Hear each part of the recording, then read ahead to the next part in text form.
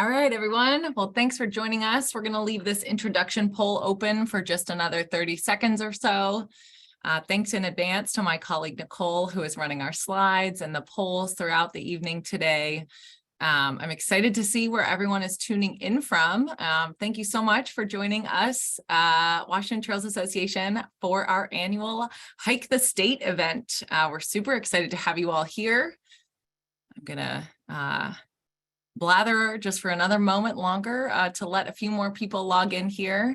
And I'm really excited to hand it over to WTA's CEO to kick us off. So please keep filling out that poll.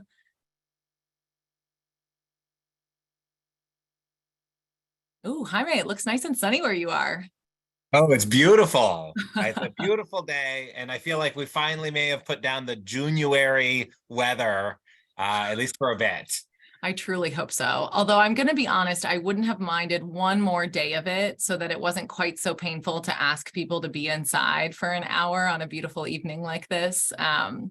But hopefully they'll be served up quite a bit of inspiration as a thank you for it. So Absolutely. all right. Well, that's what we aim to serve up. So shall we get going, or should we give another minute for folks to join? Let's get this poll closed here so we can see where folks are coming in from.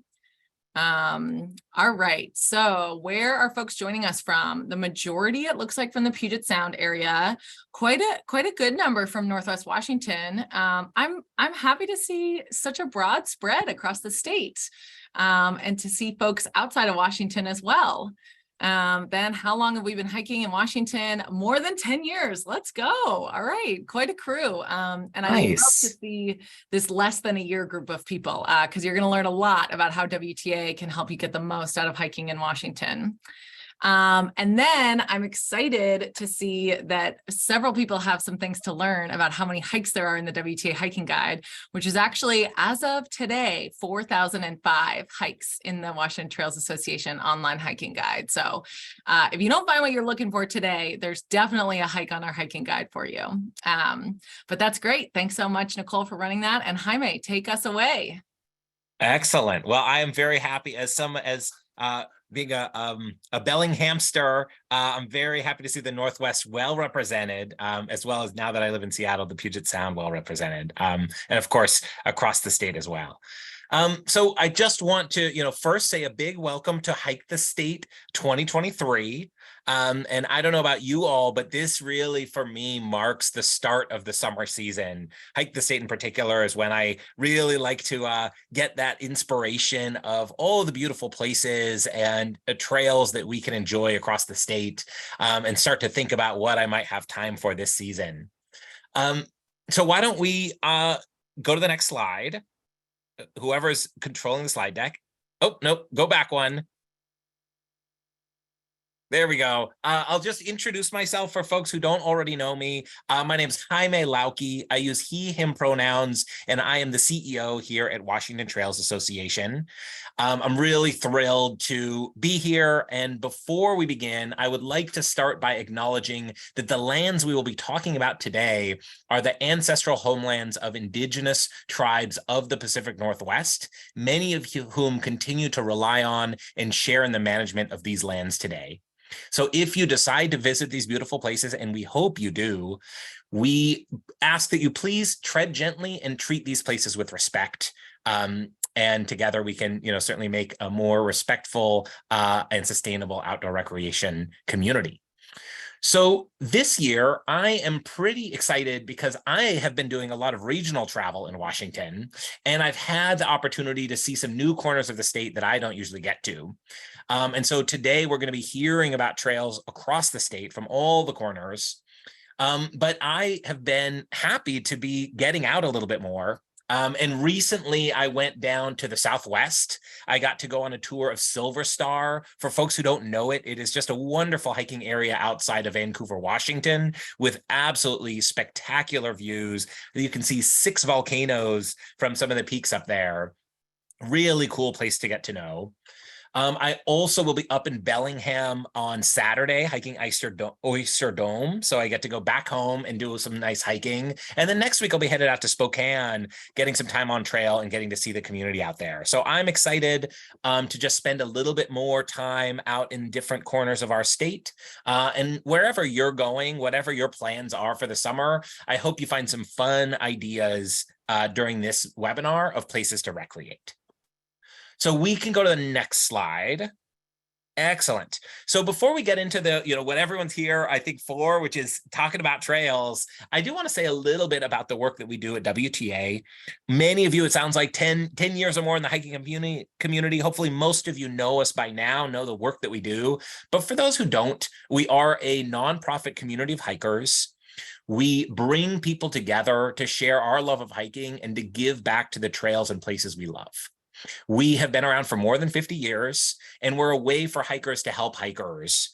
And we've grown to be the largest hiking nonprofit in the United States. Every time I say that, I'm so happy about that. We need more hiking organizations across the country, but we're one of the largest, and I think one that's doing some very cool work. So we are the place where outdoor enthusiasts can come to make a difference. Let's go to the next slide. So just to talk a little bit about our mission, and I won't spend too long on these slides, but our mission is to mobilize hikers and everyone who loves the outdoors to explore, steward, and champion trails and public lands. And when we talk about that explore, steward, and champion, it's really about giving people the information and the tools they need to get outside. So the explore piece, which is what we'll talk about today. And then help connect hikers with opportunities to give back to trails through things like our volunteer trail maintenance program, writing trip reports, introducing the next generation of a love of hiking. That's all around growing the stewards of trails and public lands, and then championing public lands, which is really about raising your voice to protect and preserve trails and public lands and speaking out in support of policies that help protect trails. So that folks can do all of that, and we do that in service of our vision of trails for everyone forever. So let's go to the next one, trails for everyone forever. This is really that vision that we're building towards, the long-term vision, which is that everything we do is to ensure that Washington State has trails that stand the test of time and can be explored and enjoyed by all. So you'll hear a little bit about our work to advance that vision over the next hour. But our goal today is to really have fun, talk about places we love, to recreate. So let's do that now. And I will kick us off with a bonus trail. Do we have a slide on this? I don't know if we do. Oh, we do. Simpson. Oh, excellent. So for folks in the Northwest, you hopefully already know about this. And for folks who don't, this is my pick this year. It's a absolutely lovely loop through some old growth forests. It's about, we say 4 to 5 miles. It's relatively flat. It is just stunning. And it's a really good place to take a family, to take kids, really to take whoever you want to get a nice dose of nature and really start to see some beautiful trees. And the layout of the trail itself is quite lovely. It takes you through some just, lovely features and down some cool little ravines. And it's just like a great little excursion. Feels like you're in the midst of an old growth forest, even though it's right outside of town. So highly recommend Stimson. Check it out if you're in Bellingham or if you're in the area. And with that, I will hand it over to Allie, our MC for tonight. And she is our strategic initiatives manager. And her role is to manage those strategic campaigns that I was just talking about and help all of our programs work together to support hikers and trails. So Allie, over to you. Thanks so much, Jaime, and thanks for that bonus hike. So thank you all so much for being here. As Jaime said, my name is Allie. I use she, her pronouns, and Hike the State is my favorite event that WTA puts on each year. In the 8 years I've been with the organization, it never fails to leave me incredibly inspired for a summer of hiking. I actually have my very own My Backpack account open in my other window here, so I can be actively saving hikes while I'm hearing about them from my colleagues here. And if you're curious about figuring out how you can can do that. My colleague Linnea is figuring out how to get that information to you through our Q&A or the chat function right now. But if you go to WTA.org and click that yellow box in the right corner, you'll get to your My Backpack account and you'll be able to save the hikes that you hear about as we go along. So a bit about how today is going to work. You are going to hear from 5 different hiking experts who all also happen to be WTA staff members. They're each going to share 3 hike recommendations. You're going to hear about a variety of different trails from short, low elevation gain hikes to multi-day backpacking options. You're going to have the chance to ask questions throughout the time that you're already doing, which is great, through our Q&A function. We may save a couple of those questions for the end to answer live if we have time. And we're going to be linking things to you all throughout the presentations. Please stay tuned to figure out how you'll be able to have 3 different chances to win a prize pack from WTA. And we are going to be recording this presentation. So if you need to leave early, you and anyone who registered for the event but isn't able to make it this evening will be receiving an email from WTA tomorrow with a link from the presentation and our hiking feature with all the detailed information about all of the hikes that you're hearing about tonight. But let's just get started. So it's time now for me to introduce our first speaker, Anna Roth. Anna has been WTA's hiking guide manager for 10 years. She works very hard to make our hiking guide the incredible resource that it is. And she was the one who gave me that great stat about up to the minute numbers on how many hikes are in our hiking guide as of this morning. So Anna, take it away. Hey, Allie, thank you. Hi, folks. Thanks for making time for being here tonight. I am excited to give you some cool ideas. And I'm also excited to talk a little bit more about this Silver Star area. It's going to be one of the 3, a little bit of a spoiler, but there you have it. Allie's intro was great. I don't really have too much more to add, so I'm happy to just get straight into recommending hikes to you all. So we'll go to the next slide, please. My first one that I want to talk about is called Seminary Hill. This location is on the I-5 corridor.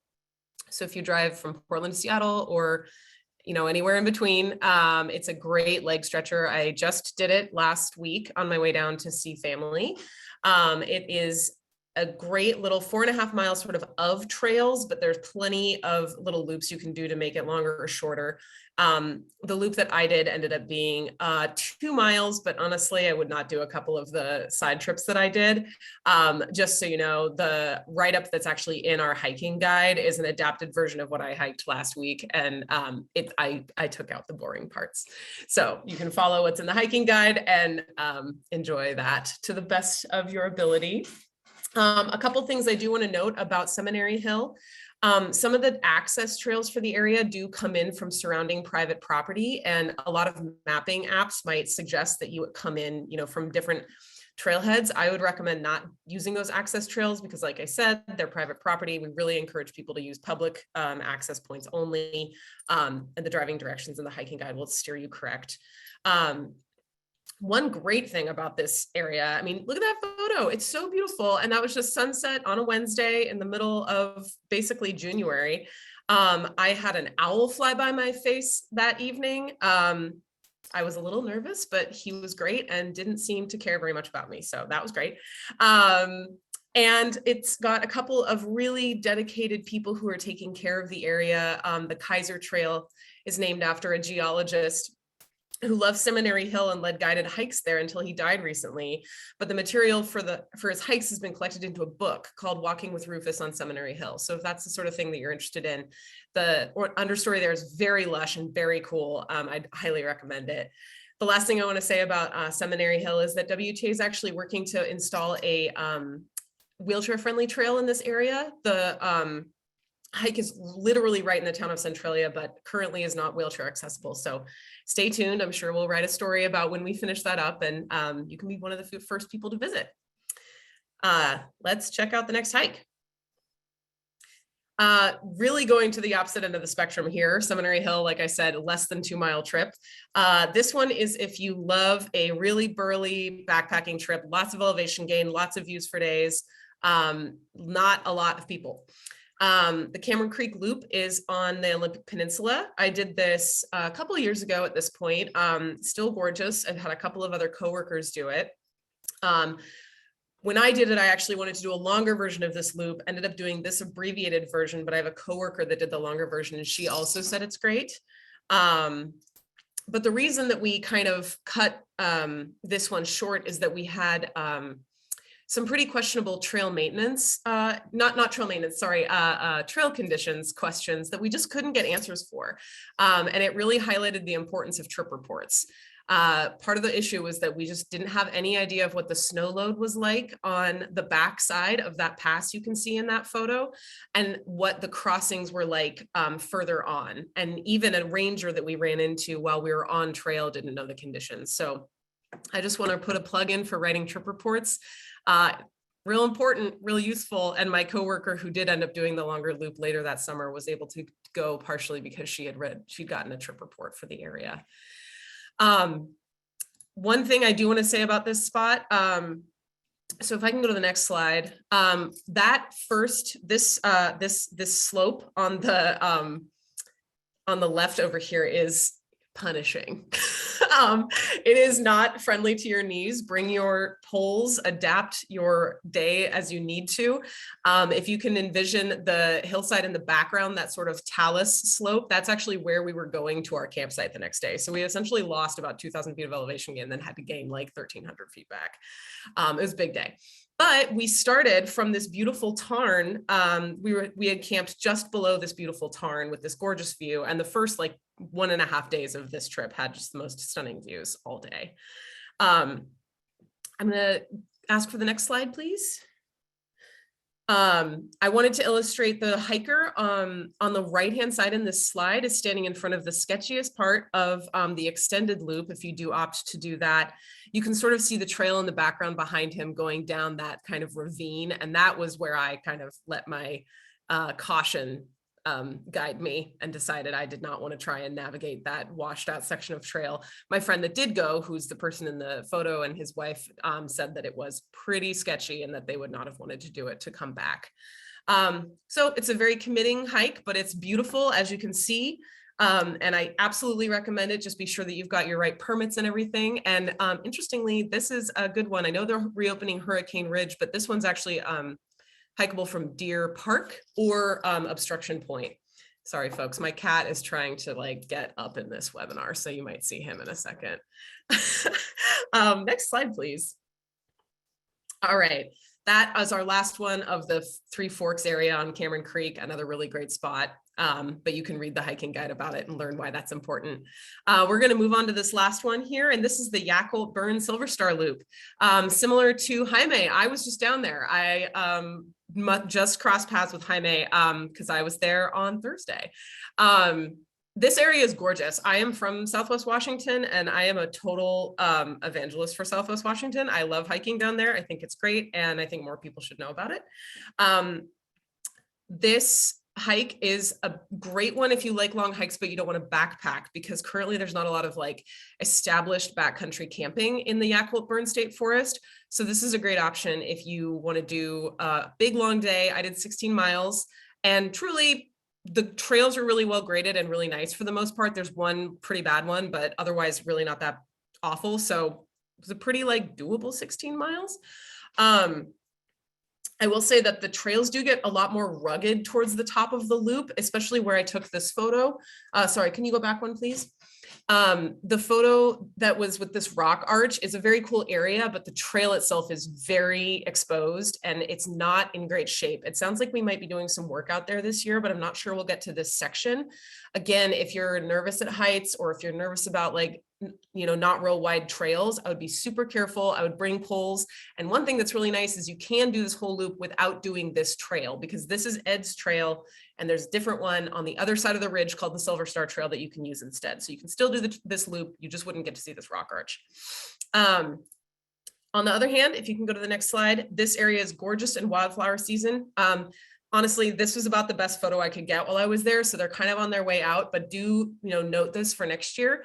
And do stay tuned. We're doing a lot of work in this area, and we'll hopefully have some more work coming through. One thing that is a little bit tricky is sometimes, again, the access. the roads are pretty bad to get to some aspects of Silver Star. So do, again, like read the driving directions, be sure and head where trip reporters and WTA's hiking guide tell you to go, because a lot of times the other roads might have access technically, but you might need a literal tank to get to it. The last thing I wanted to plug here is if you are interested in shortening this, you can actually use this connector trail that you can see in red here to shorten the loop or make it a lollipop. It just takes a mile off, but sometimes that makes a big difference if you're doing a long hike. And then my recommendation from my coworker who works and lives down in the Vancouver area is if you do this for a weekend, you can camp at Rock Creek and then come around to the other side of Silver Star up to the Larch Mountain Trailhead, which insider info is going to be open for a short amount of time before they start doing road work this summer. So get up there as ASAP as possible. And you can do some fun mountain bike trails from the Larch Mountain area. If that's not your jam, you can also go see the signature Molten Falls Bridge. That's very popular, very photogenic. That's all I got. Thanks, everybody. Awesome. Thanks, Anna. Love the story about the owl. Anna and I did have an incident with an owl in Discovery Park many years ago during our earlier days at WTA. So as I mentioned, saving these hikes to your My Backpack account is a great way to keep track of them. And for easiest access to your My Backpack account when you're on the go, be sure to download WTA's Trailblazer app, which recently experienced an exciting redesign and feature update. Our app is maintained with the help of a small group of very dedicated volunteers, so thank you to them. A few of the exciting things you can find on the Trailblazer app are features that help you pick your next hike faster. The list view for hike search results now includes mileage, elevation gain, location, rating, and difficulty to help you decide what trail is right for you. Also, the Hikes Near Me feature is really helpful, especially if you show up somewhere and there's a full parking lot and you need to figure out somewhere else nearby to go. You can also view trailhead maps. New maps on the hike details page show you where the trailhead is. And it's also easier to write a trip report from the app now so that you can file those trail conditions while they are as fresh in your mind while you're on your way home from the hike. And speaking of trip reports, which Anna also mentioned, just how valuable they are, I was checking stats on our website this morning and saw that there have been 222,332 trip reports filed on WTA.org. So that's a lot of information for you to use to go out and find your next hike. But on to our next expert here. I'm really excited to introduce Cassidy Giampetro, our advocacy manager. Cassidy has been with WTA for 2 years. She's originally from Miami, but has fallen in love with the mountains and landscapes of the Pacific Northwest. Cassidy, take it away. Thanks, Allie. And thanks to everyone here. I appreciate your time. Anna's a tough act to follow because she's so insightful, but I'm really excited to talk to you today about 3-day hikes that I love. So I'm going to kick us off talking about the Boulder River Trail. If you like the sound of flowing water and you want a nice stroll in the lush Pacific Northwest forest, this is definitely the hike for you. I live in the Puget Sound area. I live in Seattle. And so this hike is only an hour and a half away from me in between Arlington and Darrington. If you decide that you want to get on this hike, I'd recommend a high clearance vehicle due to some potholes, a rough road, and there is a bathroom on the way to the trailhead. I know those are 2 important features that allow you to decide if you want to get to a hike. So now I'll tell you actually about the hike itself, which is just over 8.6 miles round trip and around 700 feet elevation gain. But when I did it, I actually only went about 3.5 miles in before turning around. And I really feel like this trail is one of those where you can do as much or as little as you want and be just as satisfied as going the whole way. Whereas some trails kind of have an end with like a big viewpoint or a destination. This is really one that you can enjoy for as long as you enjoy it. So the first waterfall is the main attraction, I think, which is pictured here on the slide on the right. And you reach that at less than 2 miles in. So it's a great spot to stop and eat lunch and maybe put your hand in the water to see how cold it is. And if you want, you can continue on the trail for longer beyond the first waterfall if you want to spend some more time in the forest. So it's a great option. I went with my mom, who's not a hiker, and my partner pictured there, who is definitely a hiker, and 2 dogs also pictured there. And it was great. We all had a fun time and we all got so much out of it and it felt really beautiful. So I think this is a really nice family friendly and easygoing trail for any type of user. So if you're looking for a gorgeous walk in the woods with a river and the waterfall, and for me, as Ali said, I'm from Miami. This is one of those hikes that really reminds me that I live in such a gorgeous state where I'm in, you know, a beautiful forest. So I would consider this one. And next I'm going to talk to you about Spray Park. So my one-liner for this one is it felt to me at least like you're kind of stumbling upon a wonderland. You're like in this hidden access of Mount Rainier National Park, and you've just stumbled upon the mountain. So if that sounds like something you want to be a part of, definitely consider Spray. Oh my gosh, consider Spray Park. So this is another attainable day hike from the Seattle and Tacoma area. It's relatively close to Puyallup and Enumclaw, and in getting there, you actually pass through the beautiful Carbon River Canyon, town of Wilkeson, that has a soda shop that operates from Thursday through Sunday. So you should add that to your itinerary if you're getting out there. Eventually, you'll get to the 165 road to the Mowich campground if you're heading to Spray Park. And the best way to know if that road is open is to check the Mount Rainier website, because it does go through seasonal closures. If the road is open, it's pretty good for all type of vehicle, although it's a gravel road. I wanted a low clearance vehicle and it felt totally fine.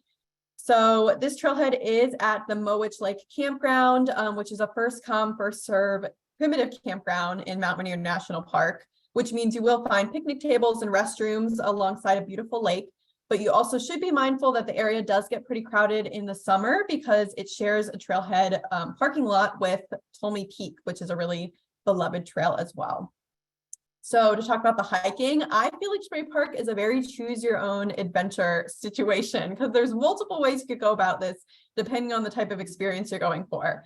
So option one is start the beautiful hike to enjoy a waterfall. So you get to enjoy a view of Rainier, the mountain from Eagles Cliff, and going to the waterfall is around 6 miles in. So it's pretty beautiful on itself and a relatively easygoing hike.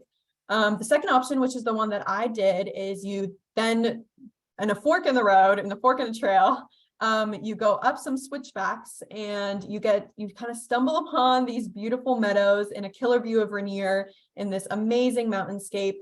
And so I really think that that's a great extension that you can add. And finally, if you take a look at WTA's Spray Park hiking entry guide, you'll find that you can actually make this trek a 16-mile loop around Mowich if you're up for a larger challenge. So there's kind of all different types of uses that you can get out of this same trailhead. And I will finish my speaking portion with Sauk Mountain, which I just love. Sauk Mountain has a special place in my heart. So if you like 360 views, which I'm sure everyone does, this is the hike for you. And I also feel like this is the hike for you if you like very quick suffering for a high reward. So the Sauk Mountain is in between Concrete and Marble Mount, so it's in Rockport. And if you're going to get there, you definitely want a high clearance vehicle because the road gets a bit dicey when you get close to the trailhead. Also at the trailhead is a really cute bathroom. So if you're into trailhead features, there's one at this hike. To talk about the hiking, the length of the trail is about 4.2 miles and 1,200 feet elevation gain, which means that you are gaining that elevation in 2.1 miles, which is kind of where the suffering comes in. So it's a relatively short hike, but it's all switchbacks and they're all exposed. So be sure to be mindful of the sun and stay protected. If you're anything like me, I'm highly impacted by heat. It really dictates my pace and my regulation. So just be mindful of this. There are relatively few opportunities for shade and reprieve. So I would think about that when you're going out there, what type of day it is. Some other notes about the trail is to check trip reports for snow conditions because you are pretty high up there. And you see some wildflowers on this slide. And when I was there in 2021 at the trailhead kiosk, there was a sign about a butterfly study being done.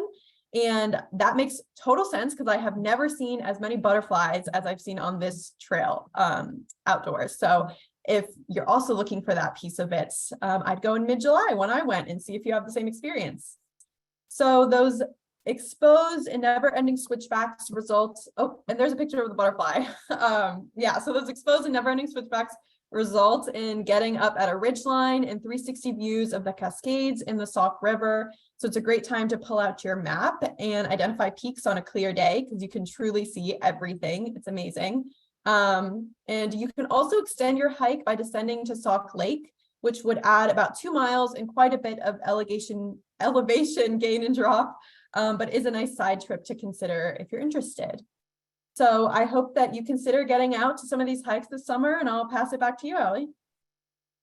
Thanks so much, Cassidy. Sauk Mountain has been on my list for years, and maybe this is the inspiration I needed to make it finally happen. So as we mentioned, Cassidy is a part of our advocacy team here at WTA, who are all hard at work behind the scenes, protecting these places you love to hike, including many of the hikes that you're hearing about today. Since our founding in 1966, WTA has weighed in on issues and policies that impact hikers, from trail funding to wilderness protection to trail system planning. We advocate for hikers and trails at every level of government in Washington, D.C., in the halls of the state capitol in Olympia, and also perhaps in your hometown or city municipality. But what makes all this possible is actually the 70,000 hikers like you who make up WTA's Trail Action Network. And this is a special week for members of the Trail Action Network and WTA because this Saturday is Washington Trails Day. It's a governor-proclaimed holiday celebrating the power of hikers and WTA coming together to champion trails and public lands. We're celebrating this state holiday by asking everyone to join the Trail Action Network. And if you need an extra incentive beyond standing up for the trails you love when WTA needs you to, we'll be mailing everyone who signs up for the Trail Action Network this week this adorable sticker. So squeak up for trails with us, and you'll get something in the mail from WTA over the next month.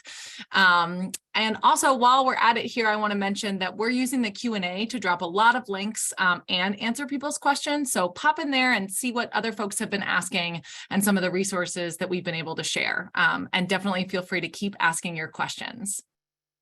So now I am pleased to introduce Tiffany Chow, our communications coordinator.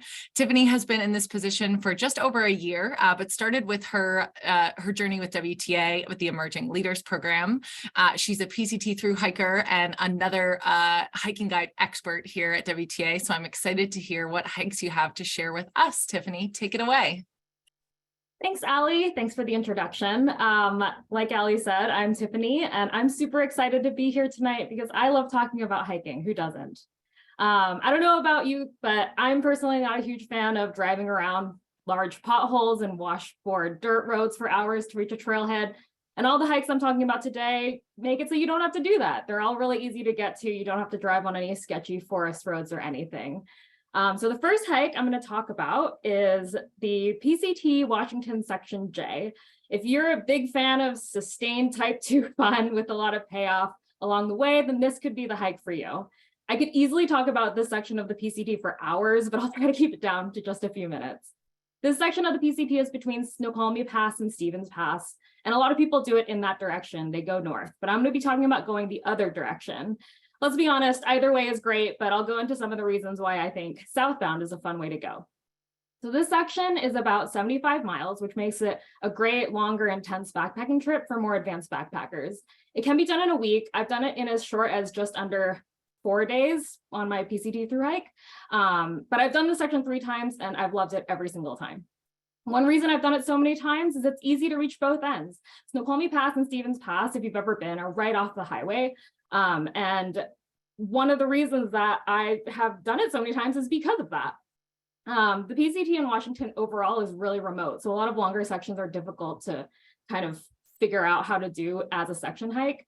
There's also an Amtrak bus that runs once a day from Seattle to Everett to Monroe to Stevens Pass. And so a great thing about this trip is if you're able to get a ride back from Snoqualmie Pass home, then you don't have to deal with any double car stuff or key swap, which you often have to do with point-to-point through hikes. This hike is a butt kicker for most of it, just being honest. And it's super, super exposed in a lot of places because you're above the tree line, you're walking through burn areas. So make sure you bring a hat, sunscreen, and sunglasses because your eyeballs will thank you. But there are so many things about this hike that make it super worth it. First, if you're into solitude, you will find it here. It's a very remote section. Some other highlights include so many beautiful lakes and beautiful rivers. You can dip your feet in, you can hang out for a while. And a lot of them have campsites next to them. And speaking of campsites, there are great ones all across the section. And it's dispersed camping. So if you come across a favorite spot while you're out hiking, you can just stop there and camp. You don't need permits to camp at specific sites. One of my favorite parts is Escondido Ridge, which is a beautiful ridge in the second half of the hike with incredible views of the mountains around you. It's quite a slog of a climb up from the Waptis Lake Valley to get up there, but I did this section with a friend last year who had never hiked in this area, and she literally started tearing up when we got here because she said it was just one of the most beautiful places she'd ever been. Near the end, you get to walk through the Park Lakes Basin, which is just a beautiful basin surrounded by peaks, and you're like meandering through grassy meadows. It literally feels like you're in a fairy tale. And one of my favorite things about going south is you get to walk toward Mount Rainier instead of away. So you don't need to keep turning around to look at the beautiful mountain. It's a little sketchy because there are a lot of talus fields, and I needed poles to feel stable after hiking about 70 miles, but it is just gorgeous. September is a great time to do this hike. Because of the slightly cooler temperatures, there are fewer mosquitoes, and of course there's no snow, but it's also prime wildfire season, so just be aware. If this is your first long hike like this, definitely use WTA for trip report information. It's really helpful. And there's an app out there called Far Out, which is also really useful and sort of like the WTA for long distance hikes. It has a lot of great information. It's not free and it's not necessary to hike, but I found it to be worth it. All in all, this is one of my favorite PCT sections, not only because of how beautiful and remote it is, but just how easy it is to get there. The next hike I'm going to talk about is the Railroad Trail. If you like to hike with a lot of others who have varying hiking experience or fitness levels and you want to stay in the city, then this is a great hike for you. It's very different from the previous hike I just talked about. It's right in the middle of Bellingham, and it's quite wheelchair and stroller friendly. It's flat, wide, and graveled the entire way. If you look in the picture, it looks like that the whole way. The trail name, Railroad Trail, makes sense. It used to be the old Burlington, Northern, and Milwaukee Railroad, which moved lumber from the Blodell Donovan Mill, which, yes, is now Blodell Donovan Park, to Bellingham Bay, where it could be shipped out. The trail also passes by the St. Clair Detention Basin, which was built by the city of Bellingham in 1984 to handle flooding. You can actually learn all about this on the informational sign that you see in the picture over there, which is about halfway into the trail. As mentioned, the trail follows the railroad track, so it starts at Blodell Donovan Park, which is great because it's really easy to get to, plenty of parking, and honestly, you could probably spend an entire day at the park. But if you want to hike this trail, the trail leads out of the park, and along the way, you'll come across, like I said, this cool informational sign. If you go back to the start of like the previous slide, maybe there's this cool old trestle, that the railroad trestle that you'll walk past. And then the trail ends at Memorial Park, which is a small park that commemorates fallen soldiers from Whatcom County. And it's a great place for a picnic as well. This hike is accessible by public transit, which is great, by the other WTA, Whatcom Transit Authority. And you'll probably run into a lot of different types of people enjoying this trail: hikers, trail runners, bikers, strollers. This trail has a lot of different uses. And then the last hike I'd love to talk about is the Roslyn Urban Forest. If you like to explore the Teanaway, check out some old mining artifacts and build your own route, then this is a great hike for you. The Roslyn Urban Forest is practically right off of I-90, although when you start hiking, it'll feel much more remote than that. You start in the middle of Roslyn, which is a pretty small town. If you've never been, it's really fun and it's a great place to visit. It's also where the TV show Northern Exposure from the 90s was filmed. And when you start hiking, along the way, you might come across, like I said, some remnants of old mining activity.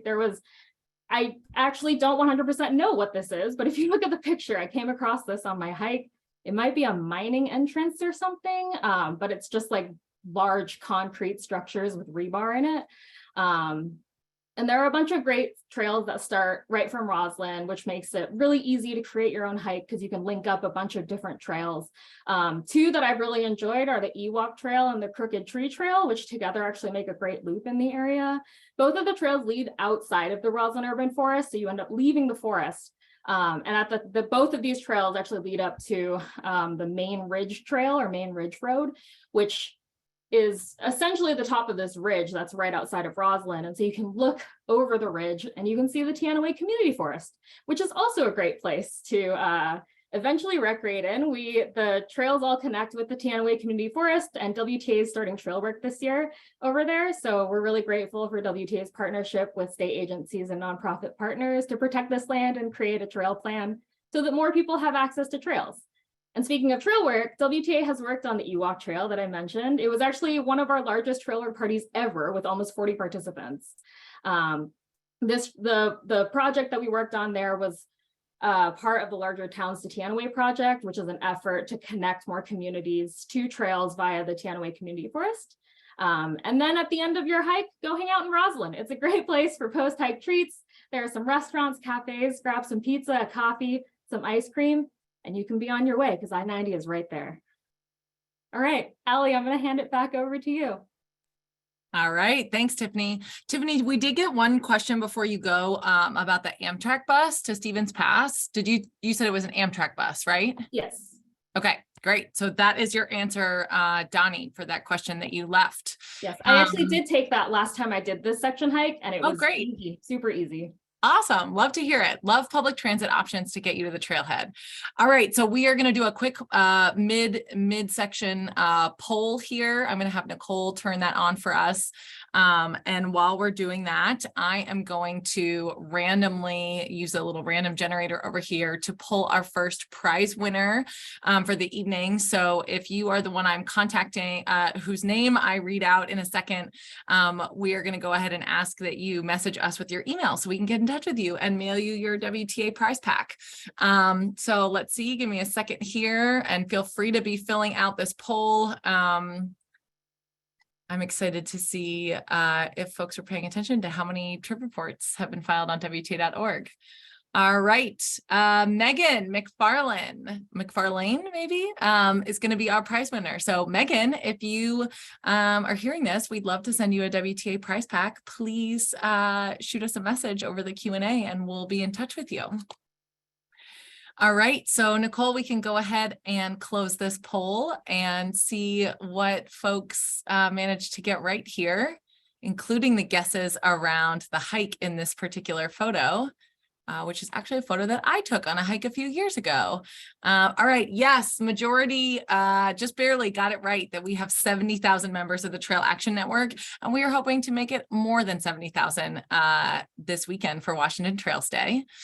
And again, wow, just a tie for guessing the photo here, but a large majority of folks are right. It is the High Divide Seven Lakes Basin Loop. Great guessing. And then great, love to hear that folks were paying attention and that there are 222,000 plus trip reports filed on WTA.org. Thanks everybody for participating. Next, I'm excited to turn it over to Zach Tolliver, our South Puget Sound Trails Coordinator. Fun fact, when Zach is not out saving trails and digging in the dirt, you just might find him playing the banjo. Zach, what do you have for us? Thank you, Allie. You are a born MC, by the way. So Thank you. Sweet, y'all. Yeah. Thank you for having me. I will admit my hiking knowledge and experience would be lackluster without my time at Washington Trails Association. Coming from the Midwest, I don't even think we use the word hike. I don't think that existed in my lexicon until moving to Tacoma. We just called it going for a walk. But thanks to my tenure as a professional dirt person at WTA, I've explored corners of the state that I would have never known existed otherwise. So from parks 15 minutes away from home to glacial walls, 15 miles in the backcountry. So the first hike I would like to talk about is the Intiat Valley. If you hope to break into backcountry camping and potentially see a cowboy ghost, this trail is for you. A little background here, in 2021 and 2022, I spent several 8-day long hitches leading a crew through trail work through the Intiat Valley. A lot of these sections suffered from fires and desperately needed work. As a Dungeons and Dragons nerd, I appreciate a good choose your own adventure exploration. And one of the things that makes the Intiat River Trail so inviting is that it offers adventures to any level of backpacker or day hiker. To sweeten the pot, the main trail is relatively flat. It's the offshoots that start climbing in elevation. The Intiat River is your gateway to numerous pristine destinations, the junctions to Myrtle Lake and Larch Lakes, the latter being a popular destination for its autumnal colors in the fall. Those reside 4.5 miles from the trailhead. You'll reach the Glacier Peak Wilderness boundary just 4 miles from the trailhead. From here, the traffic truly starts dropping off. On those 8-day stretches of trail work, there were times where my crew and we wouldn't see another human being. It truly felt like we had the valley to ourselves. To kind of convey that point on one trip, a crew member and I were kind of startled to the point that we stopped working what we felt out of nowhere, a person in traditional cowboy gear came riding through the work site. So the Intiat is, of course, an equestrian trail. That wasn't really the weird part, but it's open to equestrian enthusiasts. But it had been days since we had seen anyone. The cowboy kind of it didn't utter a word to us, and it looked like he was looking right through us. He just kept riding. We never saw the rider make his return down trail, and that stark interruption to our acute isolation made the interaction feel almost supernatural. So now I just tell people, if you go to the Intiat, look for the Soundbird cowboy ghost that rides the trail. But anyways, backpackers can find great camping at numerous intervals on the Intiat. But in my humble opinion, like the creme de la creme of backcountry camping on this trail comes around 11 miles, the Intiat Meadows. Here you'll feel encapsulated by the Chelan Mountains to your right, and the Intiat River close by camp. And if you do stop here and camp, please fall in love with the lush fields and the solitude, like my crew and I did. While you may not see other human campers on this trail, you will surely meet the brave local deer. This is adjacent to a burn zone after all, so the resources for animals are scarce. If you're sleeping under the stars, deers potentially will literally lick the salt from your face in the early morning before you wake. I watched this happen to a seasoned trail crew member. I also played tug of war with one of the deers fighting to save a crew member's glove. Do not worry about going to the bathroom alone in the middle of the night, as the deer will happily keep you company. But after camping here, if you push onto the glacier wall, it's 15 1/4 miles one way. The massive Intiat River that's been following you the entire time, you can see its origins, and which I think is really cool. At this distance, it looks more like a creek. Once you hit the end of the road, taking the magnificent Mount Maud and Seven Finger Jack, these huge mountains there. To get here, it's a high clearance. I recommend a high clearance vehicle. The road is in the best condition, and a northwest forest pass is required. And if I could talk about the next hike here, Swan Creek.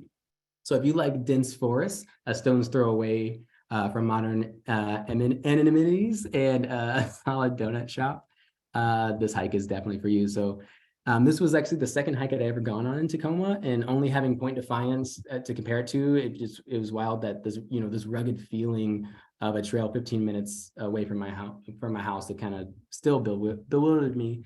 But since then, WTA has done a lot of work here. But this hike is still challenging in its own right. There's plenty of stairs, there's elevation changes and stuff like that. But Swan Creek is just beautiful for several reasons. It's a salmon-bearing waterway. There's healthy cedar and Doug fir and hemlocks that make up the canopy. And despite such close adjacencies to civilization, it feels as if you're in a deep forest, far away from rushing cars and the bustling city. And I think perhaps maybe something about hiking in a ravine does something to drown out the sound. It's really cool. But most importantly, Helen's Donuts is like 6 minutes down the road. Helen's Donuts and ice cream. Shout out to them. Volunteers would bring those often on our work parties. But for me, I feel like this trail next door kind of reflects that a person doesn't have to go far to experience what we love and idealize about our natural spaces in Washington. Last month, we actually coordinated with Tacoma Parks to fix a lot of the problem areas in this trail in preparation for a community 5K race that took place May 20th. But besides community events, Swan Creek offers a lot of other things. There's an amazing biker-only mountain bike trail there. There's a dog park. There's huge pavilions that I've used a time or two for events. There's a beautiful community garden. So there's a lot more going on there than finding a hike that's kind of off the beaten path. There are several entrances to this park, but if you're using Google Maps, I suggest typing in Swan Creek Dog Park, Swan Creek Pioneer Parking, or Swan Creek Community Garden, just to get your bearings so you don't end up in someone's backyard like I once did. It's a public park, so no passes are needed. You're right in Tacoma, that's the closest town, so you can pick up any supplies you need before and after. And my final hike here is the Palisades.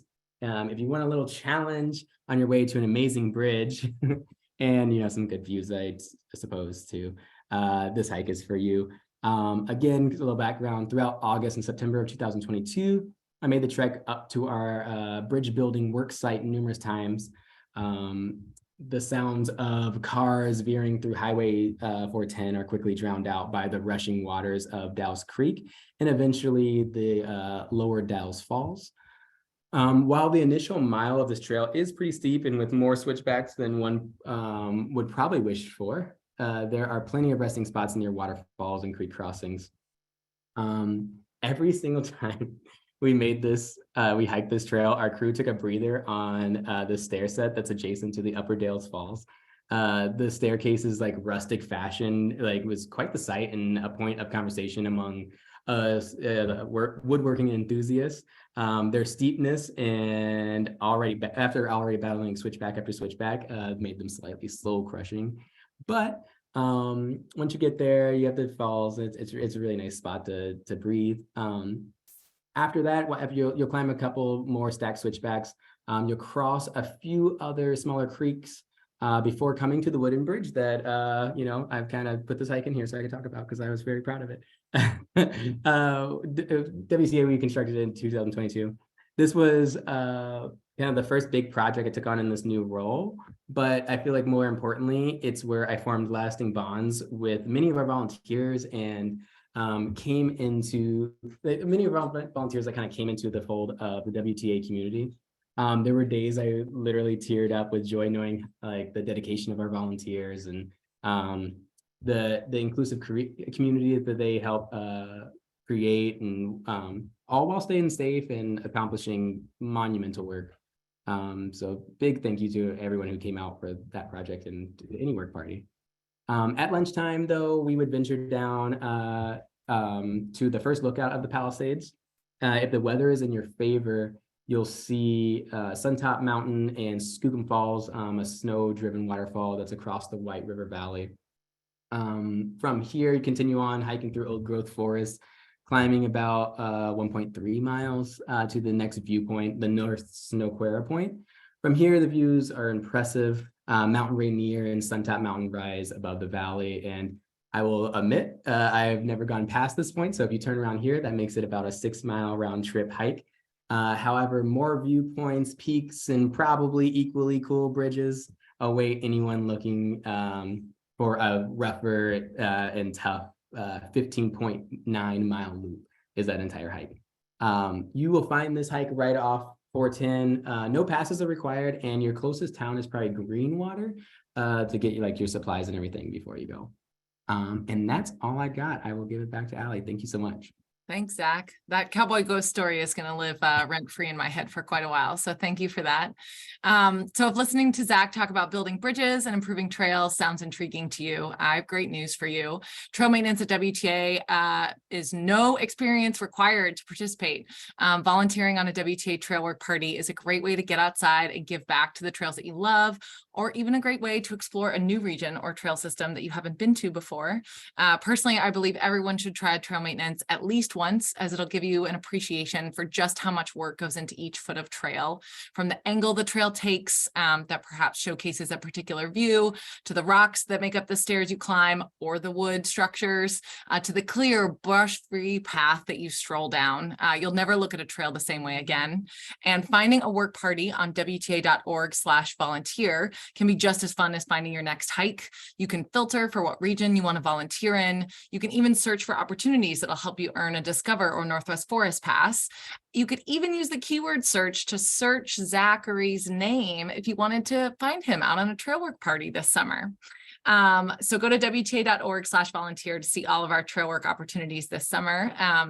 And now I'm excited to hand it over to our final speaker, who we are going to slide right under the wire here before 7 o'clock. Claire Thompson started with WTA this year as the Central and Eastern Washington Regional Manager. Claire has been a professional trail worker for a decade and also has a background in environmental journalism. She's excited to talk to you today about some of her favorite hikes in Central Washington, where she calls home. Take it away, Claire. Thanks so much, Ali, and thanks so much to all the other presenters and to everyone for showing up tonight to learn more about hiking and WTA. I am going to start out with a hike that's a little different than a lot of the other ones we've heard about, Douglas Creek. I was born in Washington. I've lived here most of my life, and one of my favorite things about our state is its ecological and geologic diversity. And I think Central Washington, which is the area I now call home, is a great region in particular to appreciate that. So if you want to experience a desert hike, see some cool rocks, I recommend checking out Douglas Creek Canyon. You would never knew it existed as you're flying by on Highway 2 east of Waterville. Looks like you're surrounded by just flat farmland, but about 9 miles south of you along a razor straight road through fields, all of a sudden there's just this huge cleft in the desert that is this deep canyon where Douglas Creek lives. And that's where the Douglas Creek Canyon Trail is. It's managed by the BLM, no permit required. The Douglas Creek area allows both motorized and non-motorized use.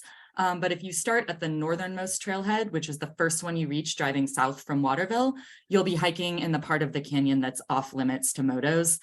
And this place really reminded me of somewhere where you could imagine Bonnie and Clyde hiding out from the law. It's this deep, quiet canyon with all these hidden little corners, these high walls of basalt. I just kept taking pictures of all these otherworldly rock formations, and it was utterly silent because you're basically just below the high desert and there's no highways, no towns, nothing anywhere near you. This trail follows an old road grade. It stays flat pretty much the entire way, and it lacks an obvious destination. You can kind of keep ambling for as long as you want to. Just be mindful that after a couple miles, you leave BLM land and you're on an easement. So just take a look out for those private property markers and stay on the trail. I would also recommend this hike as a fall or spring hike, like most desert hikes. There isn't much shade, and Douglas Creek, while it is a pleasant burbling companion, is not really deep enough for swimming and properly cooling off. So a great hike for early in the season when there's still snow in the high country. If you're on the west side, you're sick of the rain, you want to be out in the desert sun, check out Douglas Creek. The next hike I want to tell you about is Nason Ridge. Nason Ridge, the trail in its entirety is about 22 miles long. It parallels Highway 2 from Lake Wenatchee almost all the way to Stevens Pass. And along that way, it hits 4 lakes and 2 lookout sites. So it's a lot of bang for your buck. The easternmost 9 miles of the trail are open to motorized travel and generally in pretty good shape. But the western half of the trail, which is what I want to tell you about, is non-motorized, open to bike and equestrian traffic. I have met a couple people who claim to have biked this entire trail, but there are some sections of it that give me vertigo just navigating on foot. So a lot of respect for people who are mountain biking up there. That said, you're not going to run into many mountain bikers because it's a pretty advanced, rugged traverse for anyone. So to experience that more rugged part of Nason Ridge, I recommend a through hike starting from the Snowy Creek Trailhead, which is near Stevens Pass, and ending at either Merritt Lake or Round Mountain. Snowy Creek to Round Mountain is 17.5 miles, and you can shorten that to 12 miles by exiting via the Merritt Lake Trail instead. Also, if you exit via Merritt Lake, you also don't have to have a pass or permit because the Snowy Creek Trailhead and the Merritt Lake Trailhead, neither of those require permits. So just another good tip. Either way, you're looking at probably a good 2-day backpack or an epic day hike, whichever length you choose. There's a lot of elevation and just some kind of sketchy sections where you're going to want to watch your footing and try not to get too distracted by the amazing views.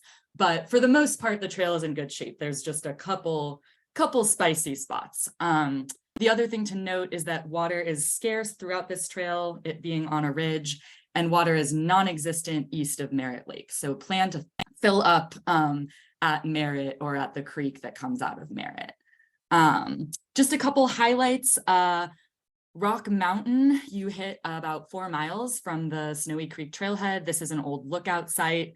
It makes a great lunch spot if you just want to do a day hike, or a great lunch spot or a great turnaround point if you just want to do a day hike.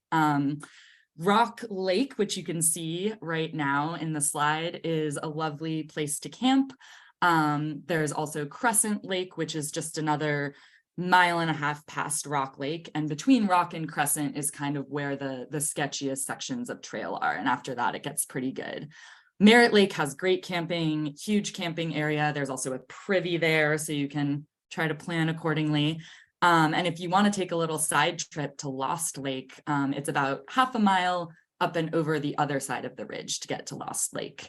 And finally, to stop at the Alpine Lookout, you do have to exit via Round Mountain, but the Alpine Lookout is really cool, makes a great day hike or a great sort of culmination to this full through hike. There's still a structure there. It was staffed up until very recently, and there might be plans to still staff it some seasons in the future, I'm not sure.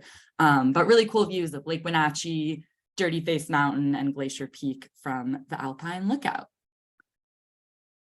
All right.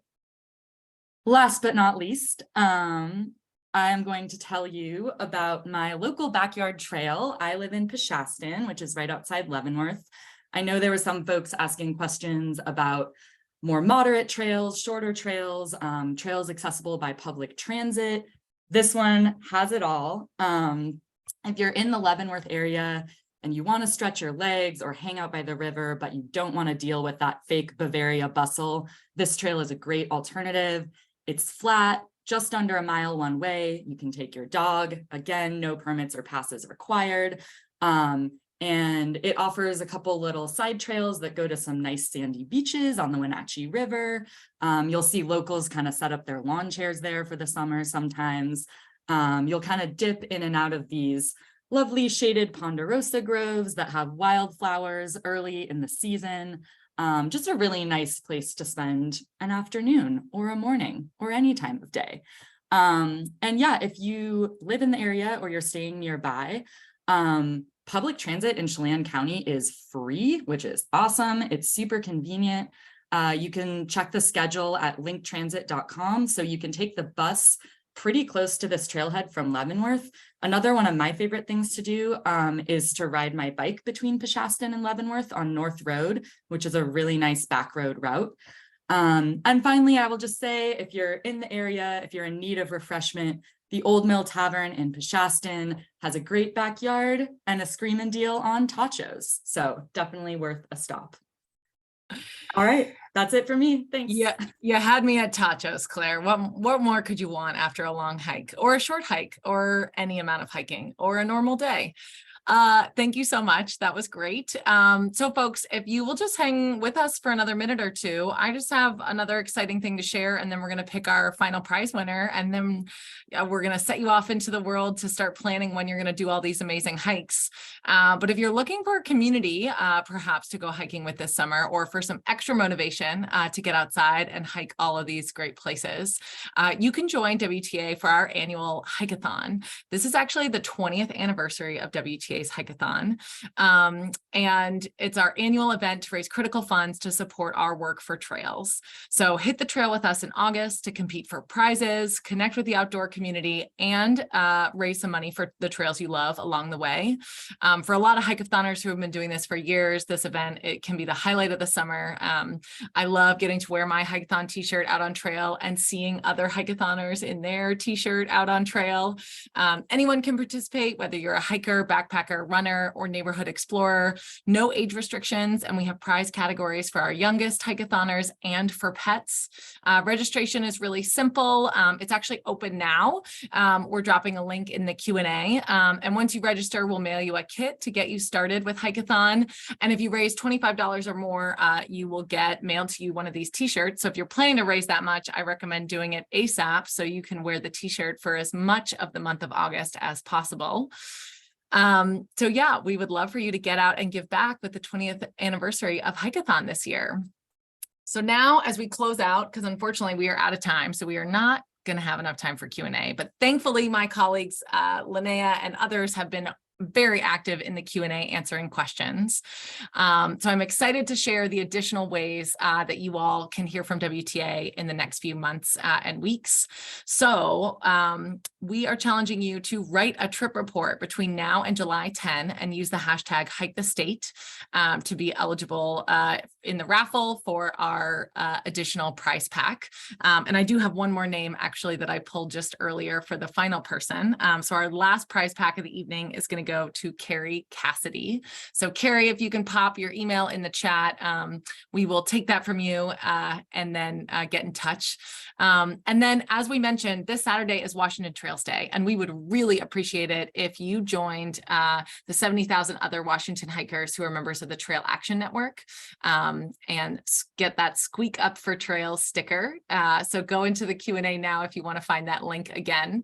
And we will be emailing everyone the recording of this event along with a really detailed feature that has all of the information you heard from all of our experts today and links to all of the different things that we've mentioned throughout our conversation. So you're gonna get a boatload of information from us tomorrow in your inboxes. But thank you so much for spending the evening with us. Thank you to my colleagues, Nicole and Linnea, who did the logistics behind the magic. And thank you so much to our hiking experts, Tiffany, Anna, Claire, Zach, and Cassidy. We appreciate you sharing your expertise with all of us. And we hope to see you all out hiking this summer. Have a great evening. And I hope you have a great summer of hiking. Thanks all. Thanks for joining us. Bye. Have a good one.